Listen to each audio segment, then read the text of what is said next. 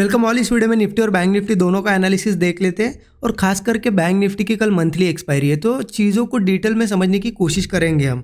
लेकिन उससे पहले देख लेते हैं कि आज के लिए क्या एनालिसिस किया था, क्योंकि आज के लिए जो एनालिसिस किया था उसके हिसाब से इतना बढ़िया बुलिश ट्रेड मिला, इतना अच्छा ब्रेकआउट मिला हमें, और जो डिस्कस किया था उसके हिसाब से ही ब्रेकआउट बना है और सीधा सीधा 700 से 800 पॉइंट का मूव हमें बैंक निफ्टी में देखने को मिला।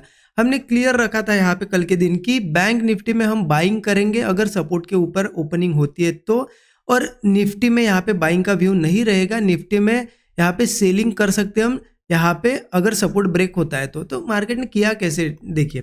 बैंक निफ्टी का बता देता हूँ मैं, पहले ट्रेड बना कहाँ पे। बैंक निफ्टी में क्लियर हमने डिस्कस किया था कि मार्केट गैप अप हो, ठीक है, गैप डाउन होता है तो सपोर्ट्स लेवल देखी थी, और गैप अप के केस में देखा था कि अगर गैप अप होकर अगर सस्टेन करता है और कोई ब्रेकआउट बनता है तो हम कॉल लेंगे। अब मार्केट ओपन हुआ, ओपन होने के बाद थोड़ा सा इसका मोमेंटम देखिए, यहाँ पे एक कैंडल्स और ये मतलब साइडवेज जैसा बिहेवियर था, लेकिन उसके बाद यहाँ पे क्या किया मार्केट ने, रेजिस्टेंस रेजिस्टेंस रेजिस्टेंस, और इस तरीके से आप देखो इस तरीके से एक बहुत ही बढ़िया ब्रेकआउट बना यहाँ पे। और ये जैसे ही ब्रेकआउट बना यहाँ पे हमारा ट्रेड बना, क्योंकि हमने कल डिस्कस ही ये किया था कि ये बैंक निफ्टी बुलिश है, अगर गैप अप वगैरह होता है और कहीं पे भी ऐसा सस्टेन करके रेंज बना के अगर ब्रेकआउट देता है तो कॉल हम लेंगे 50-60 पॉइंट का स्टॉप लॉस।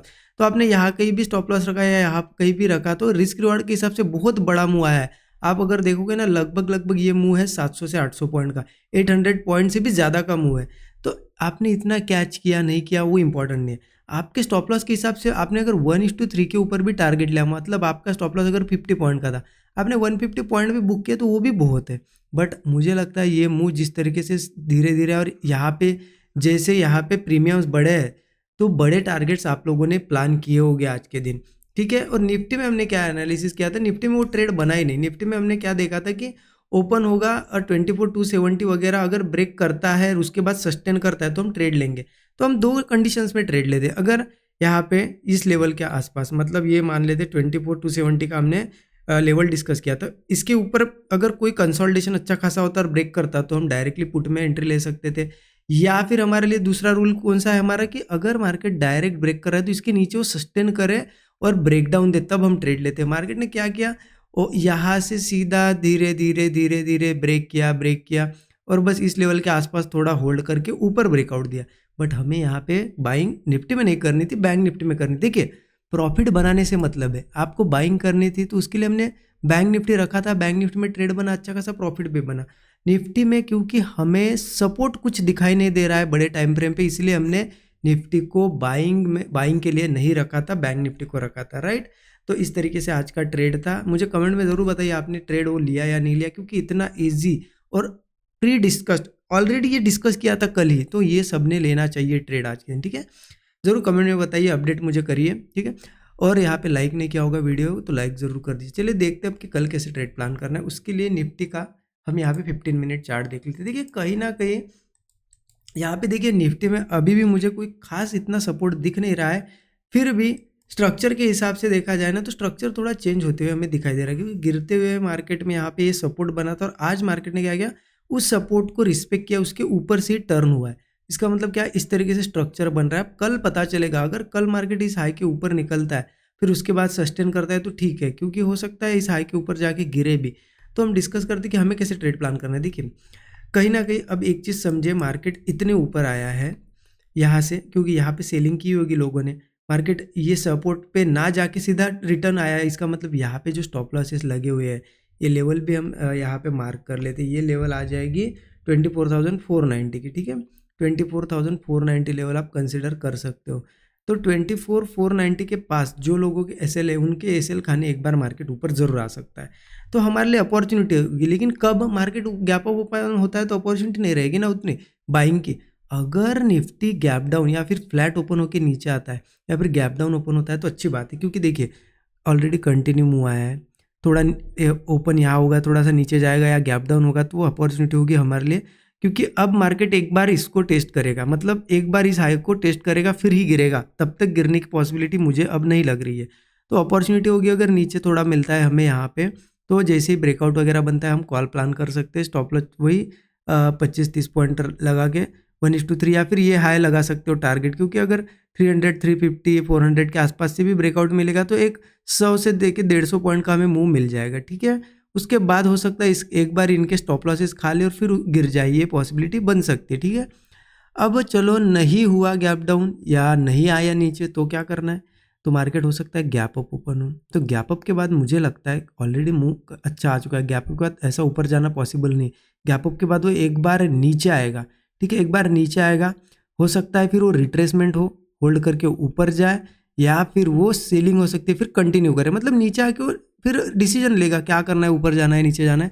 लेकिन हम ये सेलिंग वाला मूव कैच कर सकते हैं कैसे, अगर मार्केट ओपन हुआ गैप अप वगैरह ओपन होता है, आपको पता है ऐसी कैंडल्स बनती है, लेकिन वो ऊपर नहीं जा पाते, दूसरी कैंडल रेड, तीसरी कैंडल रेड, तो ऐसे में हम पुट प्लान कर सकते हैं, थोड़ा ब्रेकडाउन अगर दिखता है तो। या फिर हो क्या सकता है, मार्केट ओपनिंग के बाद थोड़ा सा बायर्स को यहाँ पे ललचाए, मार्केट थोड़ा ऊपर जाने की कोशिश करे, और जैसे ही कोई हाई बनेगा उसके बाद वो रेड कैंडल्स बनने लगेगी या होल्ड करके थोड़ा ब्रेकडाउन वगैरह, तो हम पुट ले लेंगे। पहला स्टॉप लॉस हमारा 25-30 पॉइंट का होगा, तो 1:3 का एक टारगेट रखेंगे। अगर तेज़ी से गिर रहा है बहुत ही फास्ट, तो बड़े टारगेट लेंगे हम ट्रेल करते करते। या फिर हमें 1:3 मिल जाए, मार्केट मान लेते यहाँ से गिर रहा है बहुत ही स्लो स्लो स्लो स्लो, 1:3 मिल गया और होल्ड कर रहा है मार्केट, निकल जाओ, क्योंकि हो सकता है फिर वो ब्रेकआउट बना के अगेन ऊपर जाए, है ना, क्योंकि स्ट्रक्चर ऐसा बन रहा है। तो दोनों भी पॉसिबिलिटीज़ है यहाँ पे, एक तो फेल हो जाए या फिर ऊपर जाए। तो इस तरीके से क्लियर हो गया कि क्या करना है हमें, बहुत ही सिंपल बताया मैंने। देखिए, फ्लैट या गैप डाउन होता है, नीचे मिलता है तो हम बाइंग करेंगे, और अगर इस हाई के ऊपर मिलता है तो हम जब जैसे कोई हाई बनेगा और नीचे आने की कोशिश करेगा तो सेल करेंगे। सिंपल है बिल्कुल, ज़्यादा कुछ कॉम्प्लिकेटेड नहीं है, ठीक है। निफ्टी का क्लियर हो गया, चलिए बैंक निफ्टी का देख लेते हैं।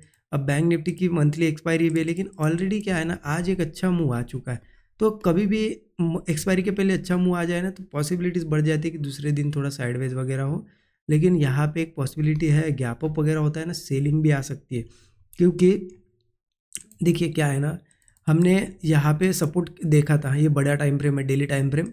यहाँ पे हमने देखा कि मार्केट कहीं ना कहीं, देखिए वीकली चार्ट अगर मैं दिखाऊँ आपको, वीकली चार्ट पे ये डार्क कर देता हूँ लाइन और आपको दिखाता हूँ। देखिए वीकली चार्ट पे आपको दिखेगा एक सपोर्ट है बढ़िया, और मार्केट ने यहाँ पे सपोर्ट लेने की कोशिश की है। अभी ये कल पता चलेगा, क्योंकि ये यहाँ से क्या होगा, अगर ब्रेकआउट देके सस्टेन करता है तो ठीक है, अगर नीचे आता है तो बहुत बड़ी कैंडल भी कल बन सकती है, ठीक है। क्या बन सकती है, बड़ी कैंडल भी बन सकती है, तो उसके लिए भी थोड़ा रेडी रहना, ठीक है। चलिए देखते हैं फिर हमें ट्रेड प्लान कैसे करना है। 15 मिनट चार्ट पे आ गए हम यहाँ पे। देखिए कहीं ना कहीं बैंक निफ्टी का भी सेम ही है सिचुएशन, बिल्कुल यहाँ पे सिनेरियो सेम है। बैंक निफ्टी जिस तरीके से ऊपर आ रहा है, और यहाँ पे देखिए यहाँ यहीं से गिरना शुरू हुआ था ना, जब पिछली बार ऊपर आया था थोड़ा यहीं से गिरना, तो ये हाई एक बार मार्केट टेस्ट करने की कोशिश करेगा। लेवल आ जाती है ये 52,580, तो ध्यान रखना ये 52,580 एक बार मार्केट टेस्ट करेगा। क्योंकि क्या होता है ना, कभी भी अब ऊपर आया मार्केट, तो यहाँ पे जो लोग स्टॉप, क्योंकि यहाँ पे सेल, यहाँ पे जिसने सेल किया, यहाँ पे सेल किया, किसी ने यहाँ पे, सब ने ये टॉप पे स्टॉप लॉसेस रखे होंगे, तो इनके स्टॉप लॉस एक बार हिट करवाने आता है मार्केट।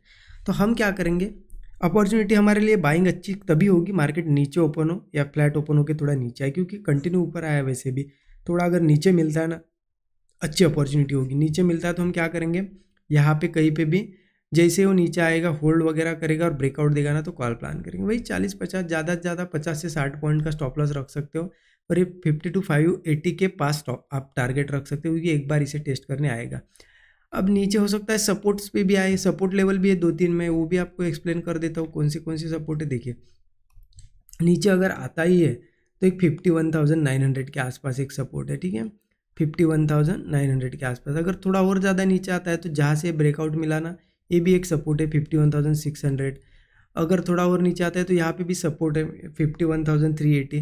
तो ये 2-3 सपोर्ट लेवल है, अगर नीचे मिलता है इन सपोर्ट्स पे तो और ज़्यादा कन्फर्मेशन होगा, क्योंकि नीचे आता है और सपोर्ट पे मिलता है और वहाँ से ब्रेकआउट मिलता है तो कन्फर्मेशन ज़्यादा होता है, हम क्वांटिटी भी थोड़ी ज़्यादा ले सकते हैं, मतलब कंपेरेटिवली। अगर क्योंकि क्या होगा, थोड़ा बीच में से जाता है ना, चलो देखिए मार्केट नीचे आया, यहाँ कहीं भी होल्ड करके ब्रेकआउट दे रहा है तो कॉल ही लेंगे, बट सपोर्ट से अगर जाता है तो कॉन्फिडेंस डबल हो जाता है हमारा, तो हम थोड़ा यहाँ पे कॉन्फिडेंस के साथ ट्रेड ले सकते हैं। तो ये सपोर्ट लेवल भी आप थोड़े मार्क करके रखो, कल हेल्प करेंगे आपको अगर नीचे आता है तो। अगर सीधे गैप अप होता है 52,580 के ऊपर वगैरह, तो वही सेम सिनेरियो है, क्योंकि ऊपर कंटिन्यू ऐसे नहीं जा सकता, एक बार वो नीचे आएगा और फिर डिसीजन लेगा ऊपर जाना है या नीचे। तो हम क्या करेंगे, 52,580 के बाद यहाँ पे एक रेजिस्टेंस भी, ये भी आप मार्क कर सकते हो 52,840 का, हो सकता है वहाँ से फिर सेलिंग मिले। तो 50 टू 580 के ऊपर कहीं से भी 840 से मिले या फिर थोड़ा बीच में से भी मार्केट अगर क्या करता है, थोड़ा एक हाई बनाता है और उसके बाद वो हाई ब्रेक नहीं कर पाता है, नीचे नीचे रेड कैंडल बनती है, तो हम पुट लेंगे।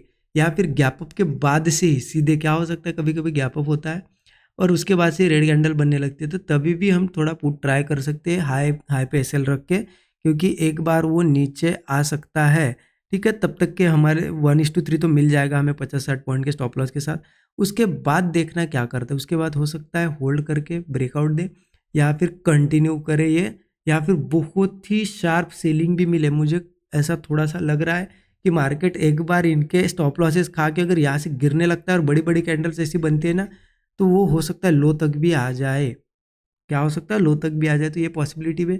तो कैंडल्स देख के देखिए, आपने यहाँ पे एंट्री बनाई, सपोज एंट्री बने, बड़ी बड़ी कैंडल बन रही है तो फिर बड़ा टारगेट प्लान करो। ऐसी छोटी छोटी कैंडल बन रही है तो 1:3 पे निकल जाओ। ठीक है, और एक्सपायरी का भी दिन है, तो मुझे लगता है बाइंग से अच्छी सेलिंग अपॉर्चुनिटी होगी। मतलब देखिए ऑलरेडी मुंह आ चुका है, बाइंग में जा जाके कितना जाएगा मार्केट, है ना, लेकिन सेलिंग अपोजिट अगर जाता है तो अब कल की एक्सपायरी पे एक बड़ी रेड कैंडल भी बन सकती है। तो ये भी हमारे लिए, हमारे यहाँ पे हमारा यहाँ व्यू रहेगा, ये लिस्ट में हमारे ये सेटअप्स होने चाहिए कि कल गैप अप के बाद हमें थोड़ा सेल साइड देख सकते हैं, और गैप डाउन अगर होता है छोटा सा नीचे, अगर नीचे मिलता है तो हम बुलिश ट्रेड लेंगे। ठीक है, और एक बार वो सेलिंग मूव आ जाए मतलब ऊपर से और होल्ड करे, तो उसके बाद देखना फिर यहाँ पे क्या प्राइस एक्शन बनता है, उसके हिसाब से फिर और ट्रेड प्लान कर सकते हो। ठीक है, इस तरीके से प्लान करना। आई होप चीज़ें आपको समझ में आई होगी।